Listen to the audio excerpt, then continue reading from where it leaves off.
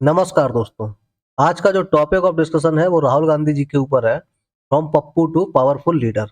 जो इनके विरोधी पार्टी ने पप्पू की नैरेटिव सेट करी थी, पप्पू पप्पू नाम से, जिससे मतलब इनको अयोग्य घोषित कर सके वो पूरे इंडिया के अंदर। उस इमेज को इन्होंने कैसे पूरा क्लियर किया, और आज की जो इंडियन पॉलिटिक्स है अब, उसमें ये क्या है, एक तरीके से लीडर ऑफ अपोजिशन बन के बैठे और एक पावरफुल लीडर की इमेज बन गई है। तो ऐसा कैसे हुआ? कैसे, क्यों इनके खिलाफ बनाया गया पप्पू नैरेटिव, और कैसे मतलब इन्होंने इसको क्लियर किया, और कैसे ये आज इतनी अच्छी पोजीशन पे हैं? तो आइए इसका ही हम लोग एनालिसिस करेंगे पूरा अच्छे से इस वीडियो के अंदर। राहुल गांधी को क्या है, is the one of the most discussed Indian political leader. Simple बात है कि क्योंकि आजकल क्या है, अपोजिशन में लीडर ऑफ अपोजिशन है, तो ये बहुत बहुत ही मतलब पॉपुलर एक फिगर है। For years, political rivals, especially BJP, portrayed him as a Pappu, implying incompetence और immaturity। जो सालों तक इनका क्या नैरेटिव चलाया गया कि भाई ये तो पप्पू है, मतलब इनको कुछ पता नहीं है, ज्ञान नहीं है देश दुनिया के बारे में, पॉलिटिक्स के बारे में। एक तरीके से इन्हें इमेच्योर घोषित किया गया, अयोग्य। इनकम्पिटेंस मतलब अयोग्य एकदम से, कि इनका कोई मतलब नहीं है, इन्हें पॉलिटिक्स में नहीं आना चाहिए एक तरीके से। ऐसा जो बीजेपी है, इनकी मुख्य विरोधी पार्टी, उन्होंने ऐसे इनको पोर्ट्रे करने की कोशिश की। The label became widespread through memes, speeches and social media campaigns। तो ऐसा नैरेटिव सेट किया गया मीम्स के थ्रू, जो बीजेपी के छोटे-छोटे वो होते हैं, जो फॉलोअर्स होते हैं उनके द्वारा, स्पीचेस इनके अगेंस्ट ऐसा बने यानी कि मेन पॉलिटिकल लीडर्स ने भी, जो अपोजिशन के हैं, इनके अपोजिट हैं जो, उन्होंने बनाया, और सोशल मीडिया कैंपेन चलाया गया कि भाई इनको पप्पू कैसे भी करके साबित कर दो, घोषित कर दो। However, over the last decade his political image has significantly evolved. लेकिन अगर देखा जाए पिछले दशक में, तो क्या हुआ पिछले 10 सालों में, जो इनकी इमेज 2014 में थी वो आज 2026 में नहीं है। आज ये क्या है, एक तरीके से इनको ज़्यादातर इनके फॉलोअर्स जो अनुयायी है बढ़ चुके हैं। Today he serves as the leader of opposition in Lok Sabha 2024 to present. और आज की अगर डेट में देखा जाए तो ये लीडर ऑफ अपोजिशन है लोकसभा में, और अभी तक बने हुए हैं। पॉलिटिकल अब इनका समझ लेते हैं, शुरू से चलते हैं कहाँ से पॉलिटिक्स में आए, तो कैसे इनकी इमेज को इतना मतलब खराब किया गया, कैसे इनका नैरेटिव सेट किया गया इनके अगेंस्ट, और फिर कैसे ये लोग मतलब चेंज किया। तो पहले इनका बैकग्राउंड क्या है, Rahul Gandhi entered in politics in 2004, contesting Lok Sabha election from Amethi. जो मतलब ये राजनीति में आए हैं, ये 2004 में आए हैं। 2004 में इन्होंने अमेठी से चुनाव लड़ा था, जो कि यूपी में है, और उस चुनाव में लड़े ये तो, और यहाँ पे क्या हुआ, ये जीते भी। Initial he belongs to Nehru Gandhi political family which has produce several prime ministers. मतलब जो नेहरू, जवाहरलाल नेहरू, महात्मा गांधी की जो पॉलिटिकल फैमिली है, वहां से ये बिलोंग करते हैं, जिस फैमिली से बहुत सारे प्रधानमंत्री बने, चाहे जवाहरलाल नेहरू ले लो, उसके बाद इंदिरा गांधी ले लो, हैं, और राजीव गांधी ले लो। तो बहुत सारे लोग क्या है यहाँ पे, उनकी फैमिली से प्रधानमंत्री बने देश के लिए, मतलब बहुत सर्वोच्च पद पर, मतलब सर्वोच्च क्या मतलब प्रधानमंत्री पद पर इन्होंने काम किया, और देश के डेवलपमेंट में काफी आईआईटी, एनआईटी, एम्स, ये सब क्या उनके, आईआईटी वगैरह, इसरो, ये सब उन्होंने डेवलप किया। Initially projected as young leader representing India's youth, और आज जब शुरुआत में ये आए थे पॉलिटिक्स में, तो उन्हें यूथ लीडर माना जाता था, इंडिया का यूथ लीडर्स में, कि युवा कार्यकर्ता, युवा नेता। Early expectations were extremely high due to his family legacy. तो इनसे, क्योंकि एकदम से पॉलिटिक्स में घुसे थे, जीत भी गए अमेठी से, लेकिन लोगों की एक्सपेक्टेशन क्या थी, बहुत ज़्यादा थी, क्योंकि भाई इनका जो पॉलिटिकल बैकग्राउंड था वो क्या था, बहुत तगड़ा था। भाई जहाँ से नेहरू, जो कि देश के लिए इतने दिनों तक लड़े अंग्रेजों के खिलाफ, और अच्छे अच्छे काम किया। इंदिरा गांधी जिन्होंने क्या किया, देश को इतने ऊपर ले गए भाई, वो जो प्रेसिडेंट ऑफ अमेरिका था उनसे मिलने के लिए मना कर दिए थे। राजीव गांधी जो कंप्यूटर लाए यहाँ पे, इतने अच्छे मतलब काम सुधार भी किए हैं इन्होंने इंडियन पॉलिटिक्स में। ऐसे बैकग्राउंड से आने की वजह से इन पे क्या थी, इनके ऊपर भी वही एक्सपेक्टेशंस थी। तो बेसिकली क्या हुआ, शुरुआत में इन पे एक्सपेक्टेशन बहुत ज़्यादा लगाई गई, और क्योंकि सिंपल बात है, ये बाहर से आए थे एकदम से, पहले राजनीति में नहीं थे, इनके घर वाले थे, लेकिन जब इनके ये आए तो उतना मतलब सिंपल बात है, धीमे धीमे टाइम क्या होता है, लगता है सीखने में चीज़ों को। तो इनके ऊपर अब देखते हैं पप्पू नैरेटिव कैसे बनाया गया, कि birth of the Pappu narrative कहाँ से जन्म हुआ। The term Pappu in Indian slang employs someone naive और अनइंटेलिजेंट। जो पप्पू होता है, पप्पू बेसिकली अगर अपने यहाँ भारतीय, अगर उसमें देखा जाए, जब ताना कसा जाता है या किसी के ऊपर मजाक बनाया जाता है, तो पप्पू उसको बोला जाता है जो एकदम किसी भी चीज में नौसिखिया हो, या उसको ज्यादा जानकारी ना हो। जैसे कि ये पॉलिटिक्स में आए, इनके ऊपर एक्सपेक्टेशन क्या थी, बहुत ज्यादा आई थी कि भाई ये पॉलिटिकल लीगेसी रखते हैं, ऐसी फैमिली से आ रहे, तो इनके पास भी क्या होना चाहिए, बहुत ज्यादा ज्ञान होना चाहिए। तो इसलिए मतलब सिंपल पप्पू मतलब इनका क्या रख दिया शुरुआत में, पप्पू नाम नैरेटिव चलाया गया क्योंकि ये क्या थे एकदम अनएक्सपीरियंस थे स्टार्टिंग में। Political rival used the nickname portray Rahul Gandhi as inexperience political. तो जिनके राइवल थे, विरोधी पार्टी थी, उन्होंने इनको पप्पू कहना चालू कर दिया ताकि इनको ऐसा वो दुनिया के सामने ऐसा इंडिया के जो लोग हैं, जनता है, उनके सामने ऐसा पोर्ट्रे कर सके, ऐसा दिखा सके कि इनको तो कोई एक्सपीरियंस ही नहीं है देश चलाने का या जहाँ पे भी ये चुनाव जीत रहे हैं। Clip of speeches and awkward movement were widely circulated online. तो इनके कभी शुरुआत में क्या होता था कि बहुत सारी जगह ये इंटरव्यू देते थे, नए थे, तो मतलब क्या बोल जाते थे थोड़ा मतलब स्टार्टिंग में क्या होता था, ये उतना ज़्यादा मतलब अच्छे फ्लुएंट बोलने वाले नहीं थे। मतलब सिंपल बात है, एक नेता क्या होता है? जो सबसे ज़्यादा बेवकूफ़ बना सके। और ये बेचारे क्या थे, सीधे-साधे इंसान थे, शुरुआत में पॉलिटिक्स में आए, तो उतना ज़्यादा ये घुमा नहीं पाते थे लोगों को, सीधी-सादी बात कहते थे और एकदम से टू द पॉइंट इनके दिमाग में बातें उतनी जल्दी आती नहीं थी, क्या बोलना है, क्या नहीं बोलना है। तो वो स्पीचेज़ वगैरह की जो क्लिप्स थी छोटी-छोटी जहाँ पे मतलब कुछ इनसे गलतियाँ हुई, उनको ऑकवर्ड मोमेंट्स जो उनके कुछ मतलब ऐसे मोमेंट भी हुए जहाँ पे वो बोल नहीं पाए या शांत बैठे रहे कुछ देर तक जबकि कोई सवाल पूछा गया। तो इन क्लिप्स को काट के क्या किया गया, ऑनलाइन हर जगह हर प्लेटफ़ॉर्म में मीम्स वगैरह बना दिए। Social media amplified this narrative through memes and satire. वो एक तरीके से मीम्स वगैरह बनाएगा और सोशल मीडिया पे क्या किया गया, इनकी इमेज को खराब करने की कोशिश की गई। अब बीजेपी इस पॉलिटिकल स्ट्रेटजी क्या रही? अब बीजेपी क्या है इसने यहाँ पे स्ट्रेटजी उसने अपनाई इनको इमेज खराब करने के लिए। During 2014 general election BJP ran a strong narrative contrasting. यहाँ पे जो 2014 में नैरेटिव चलाया गया जब बीजेपी आई तो इसमें एक नैरेटिव फैलाया गया। Narendra Modi as a self made leader. Narendra Modi की इमेज दिखाई गई कि भाई देखो कितने लोअर बैकग्राउंड से आते थे और फिर उसके बाद उन्होंने कैसे लोगों के लिए काम किया, कैसे गुजरात में काम किया, अब दुनिया के लिए देश के लिए काम करेंगे, पूरे देश के लिए। तो एक सेल्फ मेड कि भाई इतना लोअर बैकग्राउंड से आते हुए इन्होंने बहुत काम, तो मतलब एक इनकी बहुत ही पॉजिटिव इमेज को सेटअप किया गया नरेंद्र मोदी जी की। वही राहुल गांधी को ये शो करने की कोशिश की कि ये डायनेस्टिक पॉलिटिशियन है, मतलब इनको कोई ज्ञान नहीं है, बस इनके बैकग्राउंड में अगर थे पॉलिटिशियन, इनकी फैमिली में थे तो इनको भी मतलब एक तरीके से बोला जाने लगा कि भाई एक तरीके का ये क्या है, डायनेस्टी है, मतलब परिवारवाद वाले हैं कि भाई इनके परिवार में है तो इनको भी बना दो। वो यहाँ पे नैरेटिव चलाने की कोशिश की गई कि भाई इनको कुछ आता नहीं है, बस पारिवारिक उसका फ़ायदा उठा के अपनी पोज़ीशंस का परिवार की, घरवालों की, इसलिए ये आगे आ रहे हैं, नहीं तो इनमें कोई एबिलिटी नहीं है, कोई योग्यता नहीं है। मतलब और ये मतलब नैरेटिव चलाया गया इनके लिए। तो एक नेता की अच्छी इमेज बनाएगी और एक की क्या बनाएगी, खराब बना देगी लोगों द्वारा मीम्स वगैरह बना के। The Pappu level became part of political rhetoric and campaign messaging. और इस पप्पू लेवल को हर जगह फैलाया गया, हर स्पीचेज़ में जो इनकी विरोधी पार्टी थी उन्होंने क्या किया, हर स्पीचेज़ में पप्पू, पप्पू करके इनको अयोग्य घोषित करने की कोशिश की। This narrative helped BJP frame Congress leadership as weak. तो इस नैरेटिव ने बीजेपी को आगे बढ़ाया और कांग्रेस लीडरशिप को क्या दिखाने की कोशिश करी, कांग्रेस अभी क्या हो चुकी है, कमज़ोर हो चुकी है, कोई अच्छा नेता नहीं है इनके पास जो आगे इनको लीड कर सके। एक तरीके से पूरा इनको मतलब इनका बहुत घटिया इमेज बनाने की कोशिश की गई। इलेक्टोरल सेटबैक्स, और यहाँ पे फिर उसका परिणाम क्या हुआ 2024 के इलेक्शंस में कि Congress suffered its worst ever defeat in the 2014 general election winning only 44 seat. और जो अभी तक के इतिहास में इनकी सबसे खराब पोजीशन रही, मतलब सबसे कम सीटें मिली वो 2014 ही इलेक्शन थे जहाँ पे इनको केवल 44 सीटें मिली। The defeat strengthen the narrative that Rahul Gandhi lacked leadership ability. और इस हार ने क्या किया, जो नैरेटिव बनाया गया इनके अगेंस्ट कि पप्पू है भाई, ये अयोग्य है ये, तो ऐसे नैरेटिव को इससे क्या मिला, बढ़ावा मिला। और ये मजबूती से बढ़ावा मिला कि भाई सच में राहुल गांधी क्या है, कुछ नॉलेज नहीं है, और राहुल गांधी पे कुछ नॉलेज नहीं है, इसीलिए क्या है कि राहुल गांधी को कोई नेता नहीं समझा जाए। और बीजेपी में फिर क्या हुआ, मोदी जी जीत गए।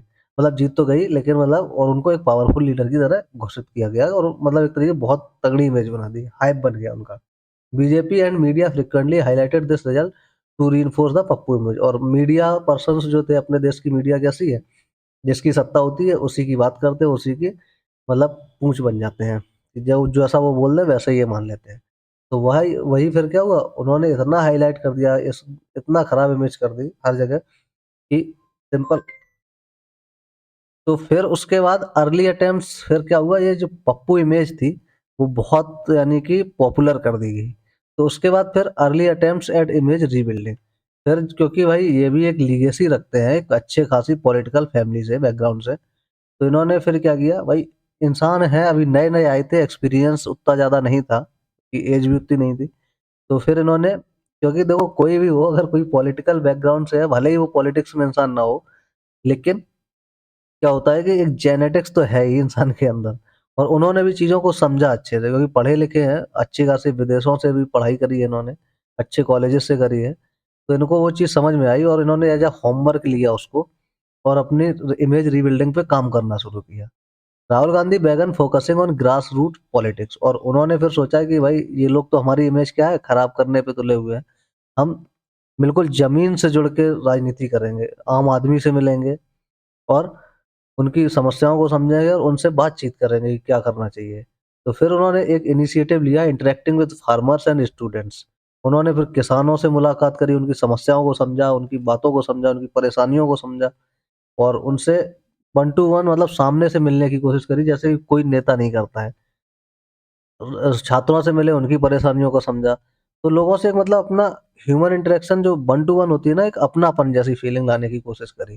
Promoting youth participation in politics, और वहाँ से उन्होंने प्रमोट करने की कोशिश करी किसको, कि यूथ जो है, जो इंडिया का नई पीढ़ी है, वो भी आके उसमें पार्टिसिपेट करे, अपना व्यू दे। He also founded all India professionals Congress to involve professionals in policy making. और फिर उन्होंने एक संस्था बनाई जिसका नाम था ऑल इंडिया प्रोफेशनल्स कांग्रेस, जिससे क्या कर सके वो, कि जो प्रोफेशनल्स हैं, जो अलग अलग एरिया के मतलब जो ज्ञान जिनको अच्छा है, जिनको अच्छी नॉलेज है, वो आकर कोई पॉलिसी मेकिंग में क्या कर सके, हेल्प कर सके। तो कहने का मतलब है स्टूडेंट से मिलना, किसानों से मिलना और लोगों को अपने पॉलिटिक्स में इन्वॉल्व करना और नई नई पॉलिसी अच्छी सी लाना। तो इससे क्या होगा कि लोगों में मतलब इनके प्रति क्या होगा, एक अपनापन जागेगा। सामने से कोई, जैसे देखा होगा कहीं वो किसी भी दुकान पे आकर वहां पे क्या हो जाता है कि वो मिलते हैं, बैठते बात करते।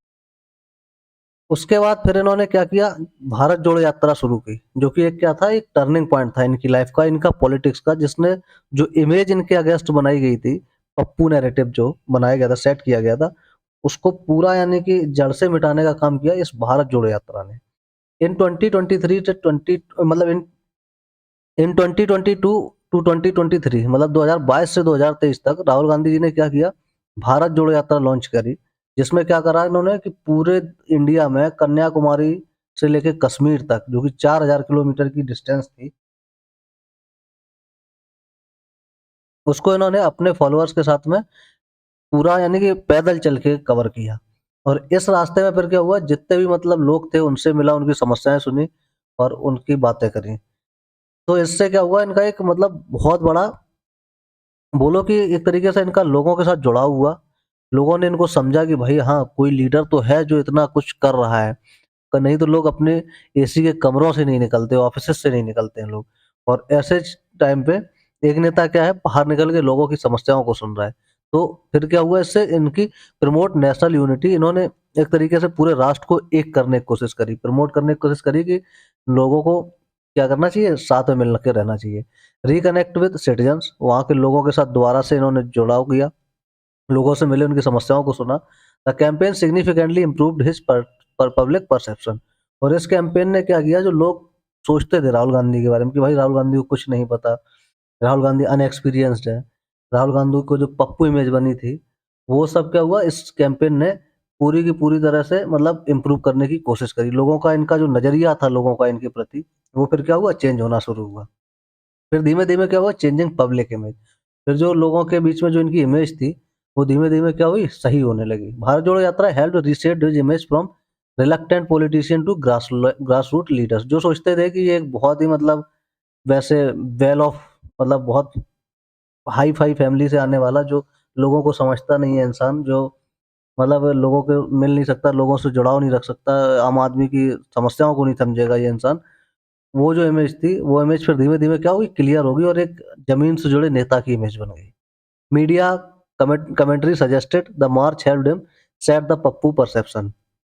तो मीडिया में फिर क्या आने लगा कि हाँ भाई, जो इन्होंने ये मार्च करी है, जो पैदल यात्रा करी है, जो भारत जोड़ो यात्रा इन्होंने शुरू करी थी, उससे इनकी जो पप्पू परसेप्शन था, वो लोगों में क्या हुआ, खत्म हुआ। Rahul Gandhi increasingly positioned himself as a voice of opposition politics. और फिर धीमे-धीमे उन्होंने अपने जो अपोजिशन है, जो मतलब विपक्ष है, उसको एक तरीके से अपने आप को पोजीशन किया एक उभरते हुए नेता के रूप में। पहले जो लोग समझते थे कि भाई राहुल गांधी जो है वो मतलब जो कांग्रेस के लीडर बनने के लिए जो मुख्य लीडर है, जो प्रधानमंत्री की रेस में खड़ा हो सके इंसान, वो बनने के लिए लायक नहीं है। फिर इन्होंने जो है मतलब इतना ज़्यादा काम किया, उससे फिर लोगों का जो परसेप्शन हुआ वो क्या चेंज हुआ कि भाई नहीं, ये इंसान क्या है, ये है लायक, ये है सच में मतलब मजबूत इंसान है और ऐसा इंसान है जो हर लोग के लिए काम कर सकता है। फिर जो धीमे-धीमे जो सोशल मीडिया पे लोग इनका मज़ाक उड़ाते थे, मीम्स बनाते थे, उनका नैरेटिव फिर क्या हुआ शिफ्ट हुआ। मतलब जो वो लोग उनको बेवकूफ़ समझते थे, मतलब इनकम्पिटेंट समझते थे, अब वो फिर इनका धीमे-धीमे क्या करने लगे, तारीफ़ करने लगे। कांग्रेस बेगन यूजिंग डिजिटल मीडिया मोर एफिशिएंटली, और कांग्रेस ने भी क्या किया, जैसे बीजेपी की ही बात कर लें, तो बीजेपी क्या करती है, उसने अपना सोशल मीडिया हैंडल्स बना के रखे हैं उनके थ्रू, क्योंकि भाई सिंपल बात है, आजकल क्या हो रहा है, डिजिटलाइज़ेशन हो रहा है, लोग शिफ्ट हो रहे हैं डिजिटल टेक्नोलॉजी पे, यूट्यूब बना रहे हैं, ट्विटर पे हैं, तो इनका उतना ज़्यादा था नहीं, तो फिर इन्होंने भी क्या किया, उस पे शिफ्ट करने की कोशिश करी कि भाई हाँ, ठीक है, अब हम भी क्या करेंगे, डिजिटल प्लेटफ़ॉर्म्स का यूज़ करेंगे। सोशल मीडिया का campaigns attempted to counter BJP narrative, फिर इन्होंने जो सोशल मीडिया पे कैंपेन्स चलाए और फिर बीजेपी का नैरेटिव को क्या करने की कोशिश करी, काउंटर करने की कोशिश करी। क्योंकि जिस तरीके से बीजेपी जो थी, वो सोशल मीडिया के थ्रू इनकी इमेज खराब कर रहा था, तो फिर इन्होंने भी डिजिटल मीडिया का, सोशल मीडिया का, यूट्यूब वगैरह का, ट्विटर वगैरह का हेल्प लिया और वो काउंटर करने की कोशिश करी। Humour, satire and viral post were used to receive Rahul Gandhi's brand, और फिर धीमे-धीमे फिर से मतलब मीम्स बने। अब वो मीम्स क्या आते हैं, जो पहले पप्पू इमेज नैरेटिव बना रहे थे, अब वो ऐसे मीम्स आए जो इनको सपोर्ट कर रहे थे और इनकी इमेज को अच्छा बनाने की कोशिश कर, मतलब एक तरीके से इनके सपोर्ट में आ गए memes. Political challenges and controversy, लेकिन अब यहाँ पे क्या है, इनको राजनीतिक चैलेंजेस भी हैं और कुछ कंट्रोवर्सीज़ भी हुई इस दौरान। जैसे Rahul Gandhi faced several controversy including defamation case related to Modi surname remark. फिर उसके बाद क्या हुआ, इनको एक केस में मतलब इनके ऊपर चला, जिसमें बोला गया कि भाई इन्होंने एक बार बोल दिया था अपनी सभा में मोदी के बारे में, तो मोदी सरनेम, मोदी गुजरात में क्या हुआ, इनके अगेंस्ट डिफेमेशन केस चला कि भाई ये तो मोदी जितने लोग हैं, उनकी इमेज को क्या कर रहे हैं, खराब करने की कोशिश कर रहे हैं। मतलब एक जो किसी कोई मुद्दा ही नहीं था, जो कोई केस ही नहीं बनता था, उस पे इनको केस करने की कोशिश करी गई और इनकी जो डिस्क्वालीफाई कर दिया गया था एक टाइम के लिए इनको लोकसभा से। और ऐसा होता है कि 5 साल तक शायद जो को डिस्क्वालीफाई रहता है, जो बाहर रहता है या जेल में चला जाए, उसको फिर क्या होता है, वो मतलब नेता बनने के लायक नहीं रहता है। वो यानी इनके ऊपर एक तरीके से ये लगा उस टाइम पे कि भाई अब ये क्या हुआ, इस इंसान की पॉलिटिक्स खत्म हो गई। बट इंसान ने क्या किया, लड़ा। उन्होंने ऐसा नैरेटिव दिया कि भाई हम जो कर रहे हैं वो किसके लिए कर रहे हैं, लोगों के लिए कर रहे हैं। तो उस नैरेटिव ने फिर क्या, वो धीमे-धीमे वो केस भी इनके अगेंस्ट मतलब उतना कुछ कर नहीं सका और वो बाहर आ गए। फिर से वो बहाल हुए, मतलब उनकी जो लोकसभा सांसद की सदस्यता थी वो फिर से उनको मिल गई। तो बेसिकली क्या है, इनको चैलेंजेस भी आए। लोगों ने कुछ नहीं तो इधर से नहीं तो दूसरी तरफ से साइड से इनको पकड़ने की कोशिश करो। इन 2023 he was briefly disqualified from parliament before supreme court state the conviction. वही लिखा है, या इनको डिस्क्वालीफाई कर दिया। The incident increase debate about democracy and opposition politics. फिर लोग भी जब, क्योंकि इन्होंने बोला कि भाई हम जो कर रहे हैं हम डरेंगे नहीं, हम लोगों के लिए काम कर रहे हैं। तो उससे क्या हुआ, लोगों को उनको सपोर्ट मिला और यहाँ पे वाद-विवाद होना चालू हो गए। भाई लोकतंत्र है या मतलब विपक्ष को दबाने की बिल्कुल पुरज़ोर कोशिश की जा रही है यहाँ पे इंडिया के अंदर। तो वो नैरेटिव ने फिर क्या हुआ, इनको बचाने की कोशिश करी। राइज़ एज़ अपोज़िशन लीडर, फिर धीमे-धीमे क्या हुआ, इनकी जो इमेज है वो सही हुई और आज क्या है, ये अपोज़िशन लीडर के तौर पे इंडिया के विराजमान है। After 2024 Lok Sabha election, Rahul Gandhi became the leader of opposition. This position gave him a formal role in holding the government accountable. और आज की सिचुएशन में क्या है, इनकी अच्छी पोज़ीशन है, ये लीडर ऑफ अपोज़िशन भी हैं और अगर सरकार जो भी काम करती है वो इनके लिए अकाउंटेबल होती है, मतलब इनको ज़रूर बताना पड़ता है और ये सरकार के कामों की क्या कर सकते हैं, मतलब जो अगर उन्हें गलत लग रहा है उसको वो बोल सकते हैं और उनकी भी परमिशन की ज़रूरत है, उनको भी एक बार दिखाया जाएगा। उन्होंने इश्यूज़ भी बहुत सारे रेज़ किए, जैसे कि कास्ट सेंसस, जातीय जनगणना कराई जाए और बेरोज़गारी पे बात करी जाए और डेमोक्रेटिक जो इंस्टीट्यूशंस हैं, जैसे जो भी इलेक्शंस वगैरह करवाते हैं, उनके अगेंस्ट भी इन्होंने उनकी गलतियाँ भी निकालने की कोशिश करी।